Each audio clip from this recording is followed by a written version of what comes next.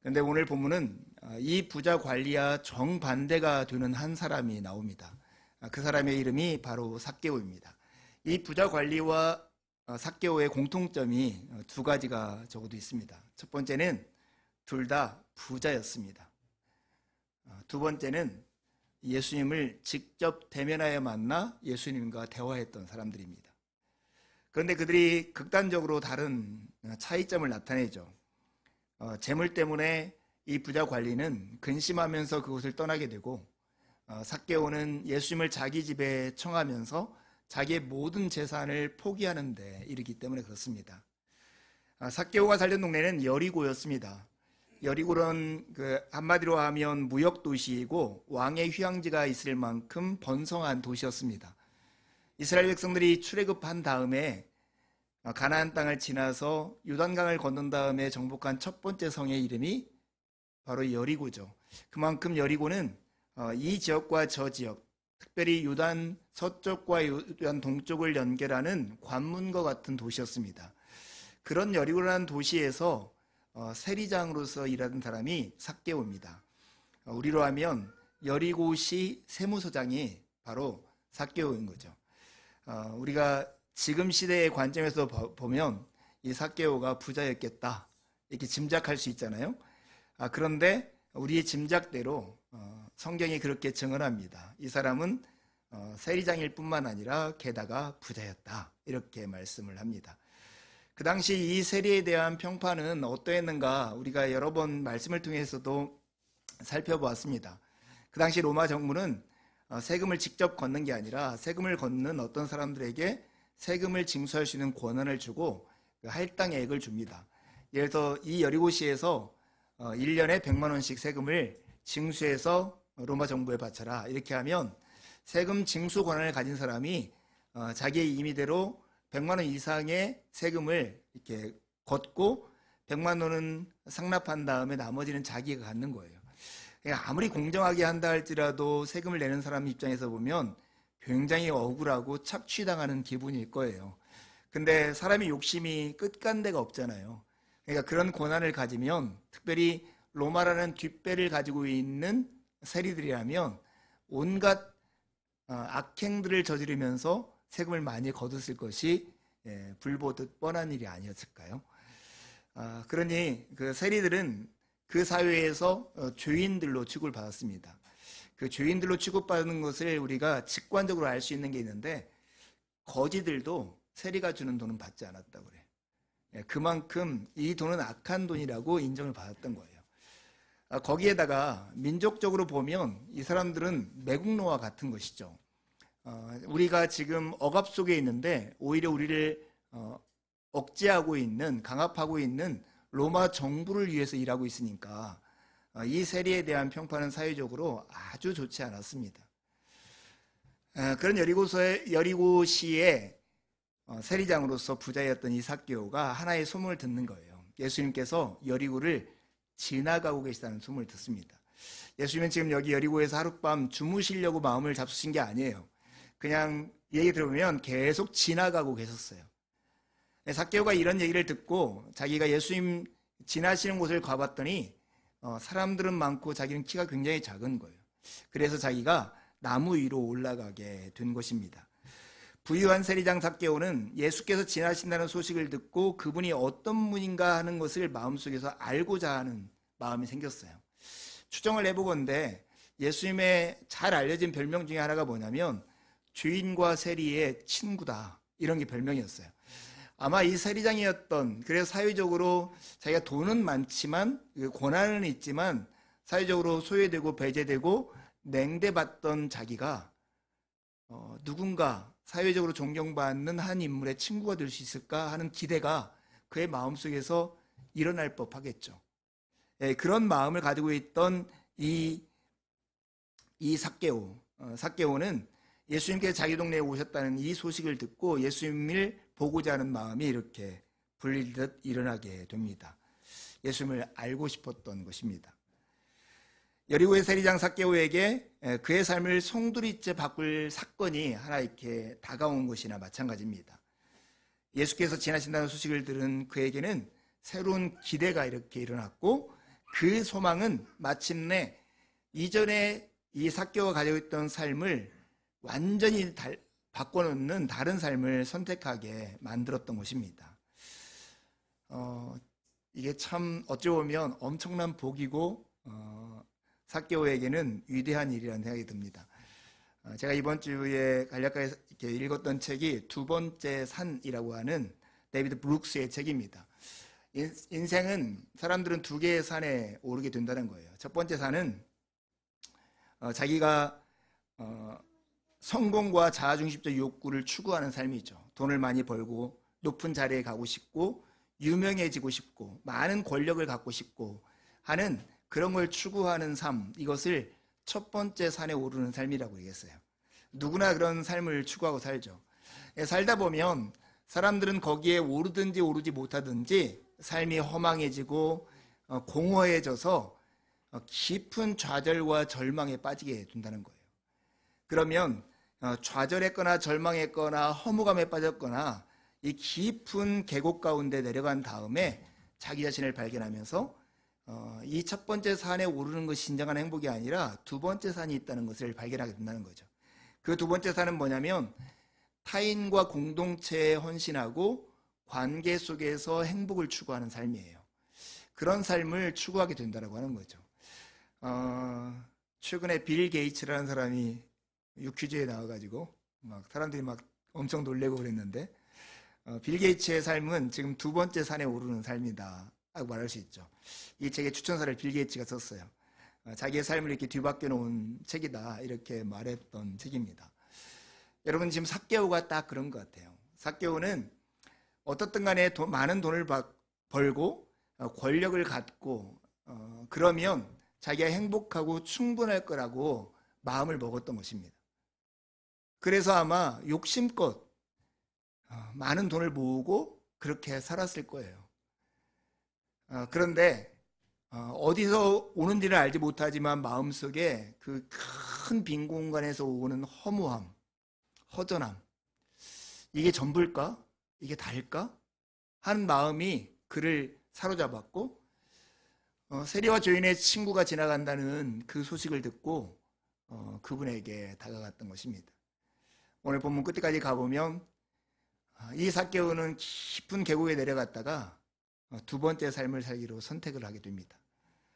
바라기는 오늘 우리 몸댕이에 속해 있는 교우들 한 명 한 명의 인생 가운데 아직도 첫 번째 산에 오르고 있다면 그리고 어느 정도 우리가 좌절과 깊은 계곡의 경험을 했다면 진정한 복된 삶이 무엇인가를 오늘 예수님과 삭개오의 만남을 통해서 확인하는 귀한 시간이 되었으면 참 좋겠습니다. 삭개오는 매우 위대한 두 가지 선택을 하게 되고 그 선택의 배경에는 그도 알지 못하고 그에게 먼저 베풀어졌던 하나님의 놀라운 은혜가 있었습니다. 삭개오의 첫 번째 선택은 체면을 매이지 않는 선택이었어요. 삭개오의 마음 가운데 죄인과 세리의 친구인 예수님을 보고자 하는 마음이 생겼어요. 그가 얼마나 보고자 하는 마음이 컸던가를 보여주는 게 있어요. 그는 키가 작고 사람들은 너무 많아서 예수님을 볼 수 없자 그는 앞으로 막 달려갑니다. 그리고는 예수님이 지나갈 것으로 예상되는 그 경로, 거기에 돌 무화과 나무 위로 올라가서 군중들의 머리 위로 예수님을 보게 된 것입니다. 여러분, 우리에게 볼 때 이렇게 달려가고 그 다음에 나무 위로 올라가고 하는 것들이 별반 대수롭지 않게 느껴질 수 있어요. 하지만 유대 문화 속에서 이 어른이, 그것도 사회적인 자기 지위가 있는 사람이 달려가는 것은 파격적인 일이었고, 특별히 나무 위로 올라가는 것은 어린아이들이나 하는 장난이지 어른들에게 기대할 수 없는 행동이었던 거예요. 이 모습을 보면 삭개오의 마음 가운데 예수님을 보고자 하는 마음이 얼마나 컸던가 하는 것을 우리가 미루어 짐작할 수 있는 거죠. 그의 간절한 마음은 그의 적극적인 행동을 만들었던 것입니다. 이런 삭개오를 예수님이 보셨습니다. 예수님이 보셨습니다. 삭개오가 있는 곳에 다다르고 예수님은 삭개오를 위로 이렇게 바라보십니다. 그리고 그에게 뜬금없이 이렇게 말씀하세요. 그가 자기 이름을 얘기도 하지도 않았는데, 삭개오야, 어서 내려오라. 내가 오늘 너의 집에서 머물고자 한다. 내가 오늘 너의 집에서 하룻밤 자고 싶다. 이렇게 말씀하셨습니다. 여러분 5절과 6절의 내용을 보면 그 전에 삭개오가 주어였는데 이제는 예수님이 주어로 확 바뀝니다. 예수님께서 멈춰서셨고 예수님께서 위를 바라보셨고 예수님께서 말씀하셨고 예수님께서 삭개오라고 부르셨고 예수께서 어서 내려오라고 명령하셨고 예수님께서 오늘은 내가 내 집에 머물고자 한다고 당신의 계획을 말씀하셨어요. 지금 삭개오가 그냥 예수님에 대한 호기심을 가지고 예수님 앞에 나왔다면 예수님은 진짜 삭개오의 근원적인 갈망이 무엇인가를 발견하면서 그에게 다가가고 있는 것입니다. 삭개오가 회개하거나 믿음의 고백을 하기 전에 예수님은 그에게 먼저 말을 건네고 그에게 그의 집에 머물겠다라고 말씀을 하신 것입니다. 여러분 이런 장면에서 우리는 예수님 참 좋으신 분이구나, 여기까지 끝나면 우리가 이 문화를 충분히 이해하지 못했을 거예요. 여러분 세리, 특별히 세리장이라고 하는 표현은 성경에 딱 한 번 나오는데 이 삭개오를 표현할 때 한 번 나옵니다.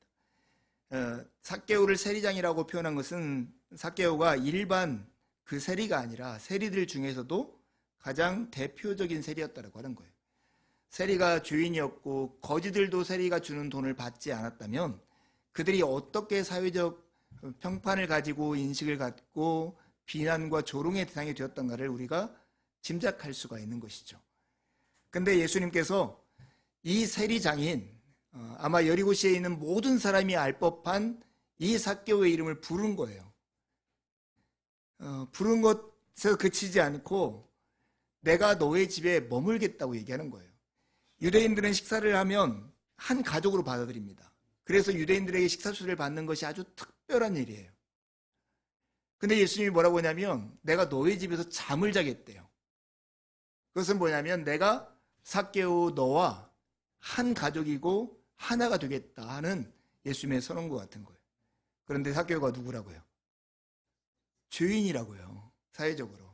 예수님의 이 선택은 사람들의 눈에 비치는 죄인이 내가 되겠다 하신 말씀과 마찬가지예요. 그래, 너희들이 내가 이렇게 하면 너희들이 나를 죄인인 삭개오처럼 취급할 게 뻔한데 내가 그렇게 하겠다. 예수님이 그렇게 하신 거나 마찬가지입니다. 그런데 우리가 이 본문 끝까지 가면 어떤 결론이 나옵니까? 예수님께서 삭개오의 집에 머물고 그 결과 삭개오가 아브라함의 자손 중에 하나라고 인정을 받고 구원이 이 집에 이르렀다라고 말씀하고 있습니다. 예수님이 죄인 취급받는 대신 죄인이었던 삭개오는 오히려 구원을 얻는 자리바꿈의 은혜가 놀랍게 일어나는 현장인 것입니다. 예수님을 보기 위해서 앞으로 달려간 삭개오는 돌 무화과 나무에 올라갔습니다. 예수님을 보고자 하는 갈망이 그만큼 컸기 때문입니다. 주님을 보는 것은 체면을 내려놓을 만큼 그에게 소중한 일이었습니다. 사랑하는 교회 여러분 안에도 예수님을 알고자 하는, 보고자 하는 그 갈망이 여러분 마음에 있습니까? 먹고 사는 문제, 죽고 사는 문제가 있으면 체면 따위는 개에게 던져줍니다. 자존심 상하고 부끄럽고 그래도 자기가 소중한 가치라고 생각하는 그 일이 있다면 체면을 내려놓고 그 일을 하기 마련이죠. 제가 아이들 데리고 예전에 서울랜드 간 적이 있었습니다. 훈이가 한 4-5살 될 때인데 그때가 아마 어린이날 즈음이었을 것 같아요. 그래서 서울랜드 안에 사람들이 가득 차 있었는데 훈이가 이제 뭔 기구를 하나 타고 싶다고 계속 떼를 쓰는 거예요. 그래서 우리는 그 자리를 빨리 탈출하기 위해서 제가 훈이 손을 잡고 막 끌면서 몇몇 달려가다가 천천히 걷다가 또 다른 데를 볼 것 같으면 막 끌고 이렇게 뛰어가고 이렇게 한참 가고 있었는데 그렇게 또 한 번 손을 잡고 확 뛸 때 훈이가 막 자지러지게 소리를 질렀습니다. 막 우는 거예요. 그래서 훈이를 딱 봤더니 막 눈에서 피가 나고 있는 거예요. 뭐 부딪혀가지고 막 피가 흐르는 그런 장면이었어요. 제가 아빠잖아요. 그리고 그 상황이 너무 응급하잖아요. 어떻게 했겠습니까? 저는 체면 따위는 필요 없어요. 막 쏘면 119 불러줘요. 누구 도와줄 사람 없어요. 막 이렇게. 그러니까 순식간에 저희를 둘러싸고 사람들이 이렇게 둥글게 모였어요. 근데 그 옆에 있던 어떤 사람이 이렇게 보더니 피해 아닌 것 같은데요? 그래서 자세히 봤더니 케찹이 눈에 이렇게. 어떤 사람이 이렇게 핫도그에 케찹을 뭉친 걸 가지고 왔는데 제가 훈이를 끌면서 이 케찹이 눈에 이렇게 맞았는데 그것도 아팠겠죠. 그러니까 그렇게 울었던 것입니다. 여러분, 간절하고 소중한 것에 어떤 문제가 생기면요, 우리는 체면 따위 그냥 내던드 치고 그것을 딱 잡기 원합니다. 우리 마음 가운데 우리의 삶을 돌아볼 때 예수를 믿는 것이 무엇인가, 그것이 얼마나 소중한가를 스스로 돌아볼 수 있는 게 있어요. 밖에 나가서 내가 예수를 믿는 사람이다, 예수님을 증언하는 일에서 부끄럽게 여긴다면 우리는 그만큼 예수님에 대해서 소중함을 느끼지 못하고 있는 것일지 모르는 것입니다. 체면을 내려놓고 삭개오는 더 소중한 예수 그리스도를 선택했습니다. 그리고 그의 선택의 그 바탕에는 그가 예수님을 찾고 그가 예수님 앞에 회개하고 그가 예수님 앞에 믿음의 고백을 하기 전부터 그에게 베풀어진 예수 그리스도의 은혜가 있었던 것입니다. 삭개오는 단순히 자기의 체면만 포기하는 것이 아니었어요. 삭개오는 자기의 재물까지 포기합니다. 예수님께서 그의 집에 하루 머물겠다고 하니까 사람들 사이에 수군거림이 있었어요. 이 수군거리라는 단어는 웅성거리고 불평하다는 말이었어요. 어떻게 그 메시아일지 모르는 저 사람이 죄인의 집에 들어가, 죄인과 함께 밥을 먹는 것도 문제인데 죄인의 집에서 잠을 잔다고? 이런 말들이 계속하면서 예수님을 향한 비난도 있었을 거예요. 아마 메시아 아니야, 저 가짜야, 그래 나사렛에서 무슨 선한 것이 나오겠어, 이런 말들이 계속 수군거리면서 불평이 나왔을 거예요. 여러분이 삭개오라고 생각해 보세요. 우리가 삭개오라고 생각하면 내가 욕먹는 것은 익숙해요. 더 죄인이야, 더 나쁜 놈이야, 돈만 밝히는 놈이야, 이런 말은 삭개오에게는 직접 듣지는 않았지만 계속 귓등으로 듣던 이야기였을 거예요. 그래서 그것이 이상하진 않은데 자기에게 호의를 베풀어 주신 예수님이 욕먹는 것은 견디지 못했을 거예요. 굉장히 힘들었을 거예요. 그래서 자기 집에서 식사하는 자리에서 삭개오가 벌떡 일어납니다. 그리고 불평하고 수군거리는 사람들이 다 들을 수 있게 이런 고백을 하는 거예요. 오늘 보면 고백이 나오죠. 그가 이렇게 얘기해요.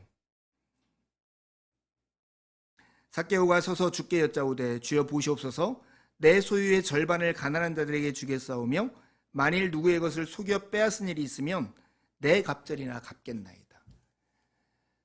자기 소유의 반절을 팔아가지고 가난한 사람들에게 그냥 나눠주고, 혹시나 자기에게 억울한 일을 당해서 속여 빼앗긴 사람이 있다고 하면 그 사람들한테 4배를 갚겠다는 거예요. 이러고 나면 삭개오의 재산이 얼마나 남을까요? 제 짐작에는 하나도 없을 거라고 생각해요. 빈털터리가 되었을 거라고 생각하고, 아마 이런 고백을 공개적으로 들은 사람은 자기에게 조금만 서운한 일이 있으면 예수님한테 찾아가서, 아니면 사람들 앞에서 삭개오가 그때 나한테 이렇게 해가지고 내 세금을 더 많이 가져갔어, 나한테 4배를 보상해 줘야 해요, 이렇게 말을 했을 거라고요. 지금 삭개오의 이 고백은 그냥 나의 재산의 일부를 가지고 가난한 사람들에게 나눠주고 자기에게 피해를 본 사람에게 보상하겠다는 말이 아니에요. 그가 가진 모든 것을 팔아서 필요한 사람한테 주어버리겠다는 거예요. 여러분, 누가 생각나십니까? 누가 생각나십니까? 아까 부자 관리가 생각나야죠. 너에게 한 가지 부족한 것이 있으니 내게 있는 것을 팔아 가난한 자에게 주라. 그리하면 하늘에 보화가 있을 것이다. 그리고 와서 나를 따르라. 이 말씀이 떠오르지 않습니까? 부자관리는 근심하여 떠났는데 삭개오는 빈털터리가 될 각오를, 그것도 공개적으로 자기의 말을 뒤바꿀 수 없는 불가역적인 선언을 하고 말았던 것입니다. 이 고백을 들은 예수님께서 이렇게 말씀하십니다. 이 집에 구원이 이르렀다. 일종의 삭개오가 믿음으로 문을 열자 문 앞까지 가득 차왔던 물줄기가 삭개오의 집 안으로 쑥 들어온 것 같은 일들이 거기에 일어났다고 말씀하는 것입니다. 아마 예수님의 선언도 공개적인 선언이었을 거예요. 삭개오가 일어서서 모든 사람들이 알아듣게 한 것처럼 예수님도 아마 더 큰 목소리로 그곳에서 선포했을지 몰라요. 오늘 이 집에 구원이 임하는 날이다. 여기 아브라함의 자손 삭개오가 있다. 이렇게 예수님께서 선언하며 말씀하고 계십니다. 사람들에게는 죄인으로 낙인 찍힌 삭개오였는데 예수님에게는 하나님 나라의 백성인 아브라함의 자손으로 인정받는 그 놀라운 일이 여기 있었던 것입니다. 바울 사도가 골로새서에 보면 하나님을 믿는 백성들이 어떻게 자리가 이동되는가를 보여줍니다. 골로새 1장 13절에 보면 아버지께서 우리를 암흑의 권세에서 건져내셔서 자기의 사랑하는 아들의 나라로 옮기셨습니다 라고 고백합니다. 흑암의 권세 아래에 있었던 자들이 하나님이 사랑하시는 아들의 나라, 예수 그리스도의 나라로 옮겨지는 것이 바로 구원입니다. 오늘 삭개오에게 일어난 일이 바로 이것이었습니다. 예수님께서 지나신다는 소식은 삭개오의 삶을 뒤흔들었습니다. 그는 자신의 체면과 재물을 배설물처럼 여겨버렸습니다. 보화를 발견한 자가 기뻐하며 자기 모든 소유를 팔아서 그 밭을 산 것처럼 보화이신 예수 그리스도를 발견한 삭개오도 자기의 모든 체면과 재산을 포기하고 주님을 사는 일을 지금 하고 있습니다. 부자 관리와 삭개오는 둘 다 부자였습니다. 둘 다 예수님을 만나고 예수님과 대면하여서 대화했습니다. 부자 관리는 자기의 재물을 포기하지 못해서 주님을 따르지 못했지만 이 삭개오는 자기의 재물을 포기하고 하늘 보화를 기대하고 그 약속을 신뢰하며 주님을 따랐던 사람입니다. 사랑하는 교회 여러분, 믿음이라고 하는 것은 하나님의 도움으로 내 능력치를 키우는 일이 아닙니다. 믿음은 하나님께서 내 안에서 일하시도록 내 빈 공간을 허락하는 것이 믿음입니다. 이 믿음의 이해가 참 중요합니다. 저는 그래서 믿음은 꼭 약을 먹는 것과 비슷하다고 생각해요. 우리가 열이 굉장히 많이 오르는 거예요. 그래서 해열제를 먹는다고 생각해 보세요. 이 해열제 안에 어떤 성분이 들었는지 다 알지 못해요. 그리고 이 해열제가 어떻게 우리의 몸을 열을 낮추는지도 설명할 수 없어요. 그러나 이 해열제가 우리의 몸의 온도를 낮춘다는 것을 믿고 그냥 먹어요. 먹은 다음부터는 내가 해열제야, 내가 일을 해. 너 지금 여기서 오른쪽으로 위로 가가지고 위에서 소화가 돼야 돼. 소화가 된 다음에 내 혈관을 타고 가서 내 몸을 건강하게 해야 돼. 이런 명령을 하지 않아도 이 해열제가 내 안에서 스스로 일을 함으로써 내 열을 낮추는 것이죠. 예수 그리스도를 믿는다는 것은 그것입니다. 예수님의 능력을 조금 받아서 내가 무엇인가를 할 수 있는 능력치를 키우는 것, 내 소유와 인기와 능력을 갖추는 것, 그것이 믿음이 아닙니다. 믿음은 약을 먹듯이 예수 그리스도를 나의 삶의 빈 공간에 받아들여서 그리스도께서 자기의 의지와 주권을 가지고 내 안에서 일하시도록 그분께 나를 내어드리는 것이 바로 믿음입니다.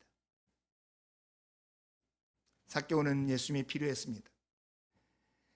예수님께서 당신 안에서 일하시는 것이 정말로 필요했습니다. 그래서 체면을 내려놓고 자기의 전 재산을 내려놓고 예수님을 약처럼 먹은 것입니다. 저희 어머니는 뇌졸중으로 쓰러지셔가지고 3년 동안 아파서 이렇게 있다가 소천하셨습니다. 어머니는 비위상한 것들을 전혀 못 드셨고 약을 알약으로 드실 수가 없었어요. 그래서 진짜 아파가 약을 먹게 되면 약을 이렇게 가루로 만들어서 물에 타가지고 삼키곤 이렇게 했었습니다. 근데 아프신 다음에는 이제 약이 굉장히 양이 많아진 거예요. 그래서 그렇게 드시기가 어려운 상황이 되었어요. 그러자 어머니가 약을 나 안 먹어 이렇게 하지 않고 약이 필요하니까 배추에서 배추잎만 이렇게 잘라가지고 거기다 약을 싸가지고 입에 넣고 꿀꺽 삼키었습니다. 예. 상상하니까 힘드시죠? 예. 내 몸이 회복해야 할 필요가 있고 그것을 인식하면 그렇게라도 먹습니다. 예수 아니면 살 수 없고 예수를 믿어야만 우리가 온전해지셨다는 것을 아는 사람은 체면도 재물도 불편함도 내려놓고 그분을 믿기 마련입니다. 너무나 복되고 영광스러운 것은 이것입니다. 오늘 삭개오의 변화를 보면 자신의 연약함과 허물과 처지를 인식한 다음에 돈에 대한 자기의 마음은 굳게 닫고 가난한 사람들에 대한 자기의 마음은 활짝 열었습니다. 이것을 본 이 예수님께서 이 집에 구원이 이르렀다라고 말씀하셨죠. 히브리 기자는 예수님께서 이런 삭개오를 향해서 어떠한 마음을 가지고 있는가를 보여주는 본문이 있습니다. 여러분 히브리서 2장 11절 말씀을 같이 한번 읽겠습니다. 시작. 거룩하게 하신 이와 거룩하게 함을 입는 자들이 다 한 근원에서 난지라. 그러므로 형제라 부르시기를 부끄러워하지 아니하시고 거룩하게 하신 예수와 거룩하게 함을 받은 우리가 하나님으로부터 비롯됐다라고 하는 것입니다. 그런데 그래서 예수님은 우리를 당신이 찾아서 구원한 우리를 무엇라고 부른다고요? 형제라 부르기를 부끄러워하지 않는데요. 누가 교회에서 형제 자매 하니까 꼭 공산당 같다고 하는 얘기를 들었는데 우리가 서로를 형제 자매 이렇게 부르는 이유가 있다면 예수님께서 우리를 그렇게 부르시기 때문에 그렇게 부르는 것입니다. 사랑하는 교회 여러분, 예수님 안에 있는 것이 얼마나 복되고 영광스럽고 귀한 것인지 우리가 첫 번째 산에 오르면서 이렇게 움켜쥐려고 했던 그 어떤 것과 비교할 수 없이 놀라운 것이라는 것을 잊지 마십시오. 이것이 여러분의 마음에 깊이 새겨지게 되기를 간절히 소망합니다. 오늘 본문에 보면 정말로 예수님은 소문난 대로 당신이 당신에 대해서 말씀하신 대로 마침한 그분이셨습니다. 예수님의 소문에 예수님은 세리와 죄인들의 친구였죠. 예수님은 세상이 외면한 삭개오의 친구가 되어 주었습니다. 주님은 그의 집에 들어가 머물면서 함께 먹고 마시기를 기꺼이 하셨습니다. 삭개오는 민족적으로는 식민지 시대의 세리장이었고 윤리적으로는 착취를 통해서 부자가 되었다라고 사람들한테 인정됐습니다. 신앙적으로는 죄인이었습니다. 그래서 이런 걸 보면 하나님으로부터 가장 멀리 있는 것 같은 사람이었습니다. 그런데 예수님이 그의 이름을 부르셨습니다. 삭개오야.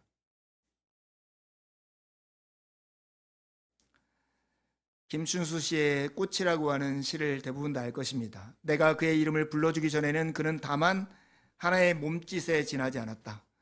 내가 그의 이름을 불러줬을 때 그는 나에게로 와서 꽃이 되었다. 우리는 이 시를 패러디해서 이렇게 말할 수 있을지 몰라요. 예수님이 삭개오의 이름을 불러주기 전에는 다만 그는 하나의 죄인이고 민족 반역자였다. 그러나 예수님이 그의 이름을 불러주었을 때 그는 예수님께 와서 아브라함의 자손이 되었다.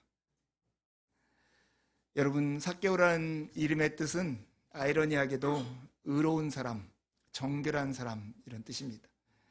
예수님은 그의 이름을 불러서 정말 그 이름에 걸맞은 사람으로 바꿔주고 계십니다. 삭개오에게 했던 그 일을 오늘 우리에게도 동일하게 하신다는 것을 잊지 마십시오. 예수님은 10절에 이렇게 말씀합니다. 인자가 온 것은 잃어버린 자를 찾아 구원하려 합니다. 예수님은 정말로 잃어버린 자를 찾아 구원하기 위해서 이 땅에 오셨습니다. 예수님은 사람들이 삭개오를 부르는 것처럼 삭개오를 죄인이라고 부르지 않고 뭐라고 부릅니까? 잃어버린 사람이라고 부르고 있습니다. 여러분, 잃어버린 것을 찾아본 경험이 있습니까? 잃어버려놓고 찾는 것과 찾지 않는 것의 구분은 뭡니까? 그것이 내게 찾을 만큼 가치 있는 거냐, 가치 없느냐에 따라 다른 거죠. 예수님께서 삭개오를 잃어버린 자라고 하고 찾고 계시다는 것은 원래 삭개오가 예수님께 속해 있는 사람이고, 그리고 이 삭개오가 예수님께는 소중한 사람이라는 증거가 아니겠습니까? 예수님께서 얼마나 삭개오를 찾고 있는가 하는 것을 잘 볼 수 있는 것이 우리가 이미 살펴본 누가복음 15장에 잃은 양, 잃은 드라크마, 잃은 아들의 비유를 통해서 알 수 있습니다. 예수님은 잃은 양을 찾는 목자처럼, 잃은 동전을 찾는 여인처럼, 잃은 아들을 눈이 빠지게 기다리고 있는 아버지처럼 삭개오를 찾았고 결국 찾아내고야 말았습니다.